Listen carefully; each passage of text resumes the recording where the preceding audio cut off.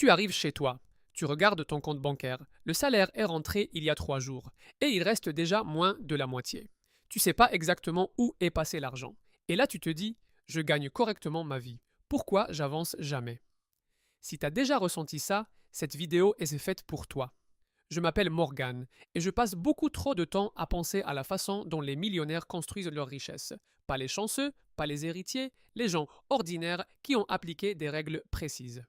Si tu es quelqu'un qui travaille dur mais qui tourne en rond financièrement sans jamais progresser vers la liberté, assure-toi d'appuyer sur le bouton s'abonner et de mettre un pouce bleu à cette vidéo si ça t'aide. Aujourd'hui, 5 règles. Pas des conseils vagues du genre dépense moins que tu gagnes. Ça tu le sais déjà. Des règles précises que les millionnaires appliquent concrètement. Parce que la liberté financière n'est pas un mystère, c'est un système. Et les systèmes, ça s'apprend. Règle 1. Se payer en premier et pas de la façon dont tu crois. Quand la plupart des gens entendent ça, ils pensent ouais, je mets de côté ce qui reste à la fin du mois. Problème. Il ne reste jamais rien à la fin du mois. Jamais. C'est pas un problème de discipline, c'est un problème de structure. Plus de 60% des ménages n'épargnent pas régulièrement, non pas parce qu'ils gagnent trop peu, mais parce que leur structure financière est construite à l'envers. On paie les factures, les envies, et on espère qu'il reste quelque chose. Les millionnaires font exactement l'inverse. Voici comment ça fonctionne. Tu reçois ton salaire. Avant les factures, tu transfères automatiquement un pourcentage fixe vers un compte que tu ne touches pas. Automatique. Immédiat.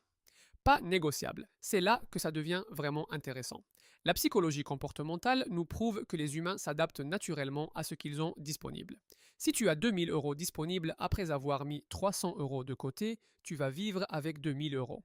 Les personnes qui automatisent leur épargne épargnent en moyenne 3 fois plus sur 10 ans. Pas parce qu'elles sont plus disciplinées, parce que leur système retire la discipline de l'équation. Commence à 10%. Si c'est trop, commence à 5%. L'important, c'est l'automatisation, pas le montant. Règle 2. Comprendre la différence entre actif et passif. Voici ce que la plupart des gens ne réalisent pas. La majorité des choses qu'on appelle investissements dans notre vie quotidienne sont des passifs déguisés. Définition claire. Un actif met de l'argent dans ta poche que tu travailles ou non. Un passif en sort. Ta voiture? Passif pur. Elle perd 20% de sa valeur la première année.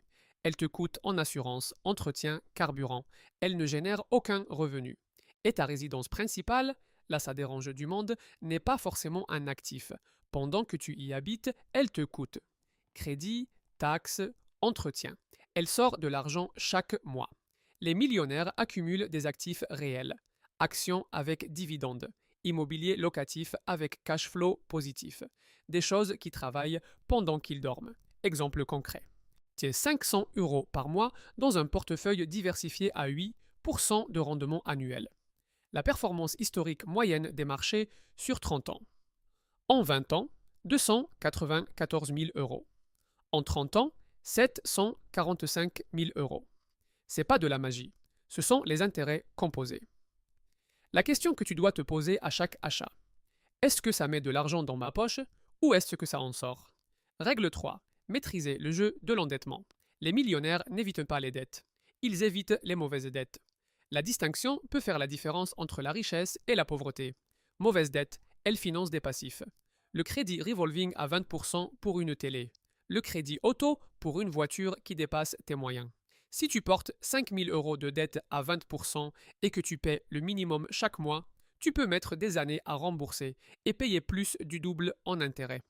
C'est un impôt que tu te fixes toi-même. Bonne dette. Elle finance des actifs. Un emprunt à 3% pour un appartement locatif qui rapporte 6% net.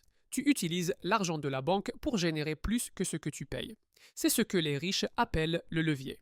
Maintenant, tu penses peut-être, Morgan, moi j'ai pas accès à ça. Alors voilà la priorité absolue.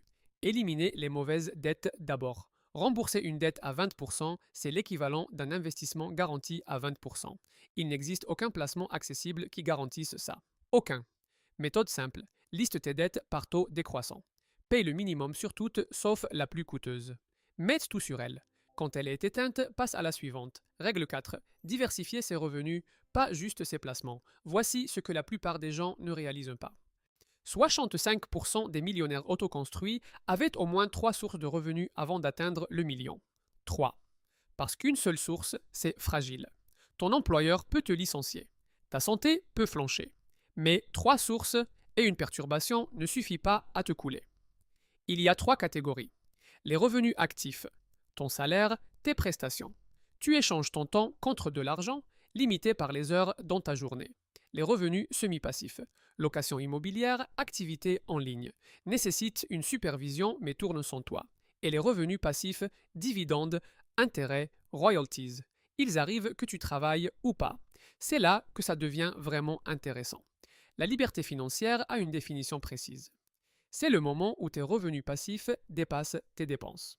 À ce moment-là, aller travailler devient un choix, pas une obligation. C'est ça la vraie liberté. Qu'est-ce que tu peux construire en parallèle dès maintenant?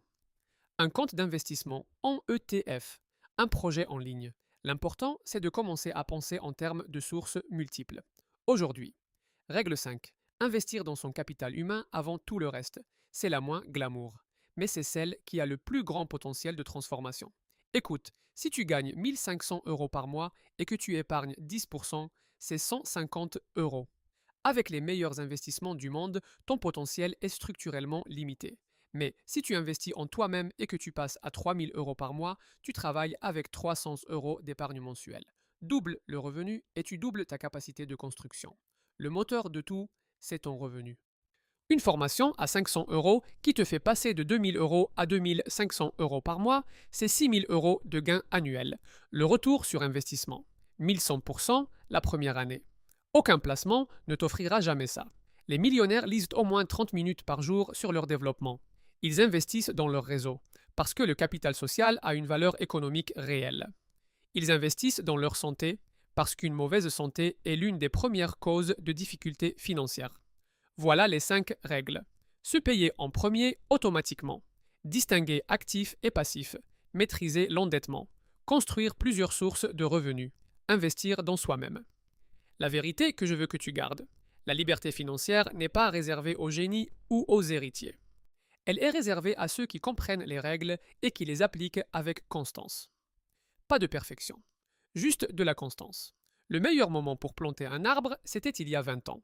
Le deuxième meilleur moment, c'est maintenant. Si cette vidéo t'a apporté une seule chose concrète, mets un pouce bleu. Ça m'aide vraiment à continuer. Et dis-moi dans les commentaires. Laquelle de ces 5 règles tu trouves la plus difficile à appliquer? Je lis tous les commentaires. À la prochaine.